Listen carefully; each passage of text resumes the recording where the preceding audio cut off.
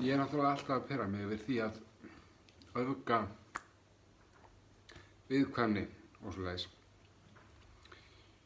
Og það var grein sem ég las, flestir hafa lesið, sem að segja frá því að það er maður, nafni Björn, sem að er hneykslaður yfir því og brjálaður því að í sýningu leikómsins Lottu, Litlu Hafmeyjunni, að þar séu tveir gaurar að kyssast, sem er náttúrulega allt í lagi. Og hann er í því að þetta sé bara áróður, samkynhneigður áróður, og kallar þetta heilaþvott. Það sé bara að vera heilaþvott börn með því að segja þeim að samkynhneigð sé eðlileg. Samkynhneigð er eðlileg, öll ást er eðlileg, ást er alls konar og það er öll ást eðlileg.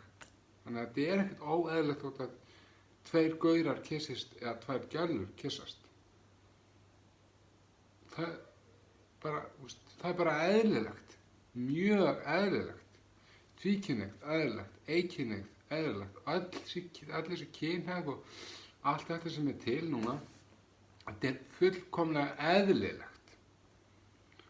Það er ekkert að þessu, ást er alls konar, kynhneigð er alls konar og öll ást er náttúrulega eðlileg. Þannig að þessi Björn, hann er bara öfga viðkvæmur. Það er bara gott fyrir dóttir hans sem var 3 ára. Það er bara mjög gott fyrir hana að kynnast því að ást er alls konar. Það var allir gott af því að kynnast því að ást er alls konar. Sérstaklega og börn líka. Skiptir engu máli á hvaða aldri þau eru, þau hafa gott af því að vita að ást er alls konar.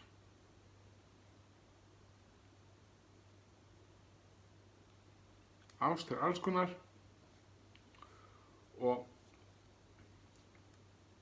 það er bara gott og það þarf ekki að gera veður út af því að ást sé alls konar. Því að öll ást er eðlileg. Það er eðlilegt. Og það Biblían er bara skáldsaga og það verður að segja í Biblíunni að þetta sé óeðlilegt. Þetta er skáldsaga. Maður sem skrifaði þetta, hann er eitthvað veikur að geði. Því hann er að skrifa það að samkynhneigð sé óheiðarleg eða óeðlileg. Heiðarlegt og eðlilegt í rauninni. Það er sem hann er að segja. Sá sem skrifaði skáldsöguna Biblían. Þannig að, hann er greinilega veikur að geði sem skrifaði það. Því þetta er eðlilegt og hefur alltaf verið eðlilegt. Það er að taka mark á einhverjum skáldsagna höfundi sem að skrifaði skáldsöguna Biblían og það er bara ekki nóg gott. Þannig að núna erum við loksins búin að fatta það að Biblían er skáldskap, þetta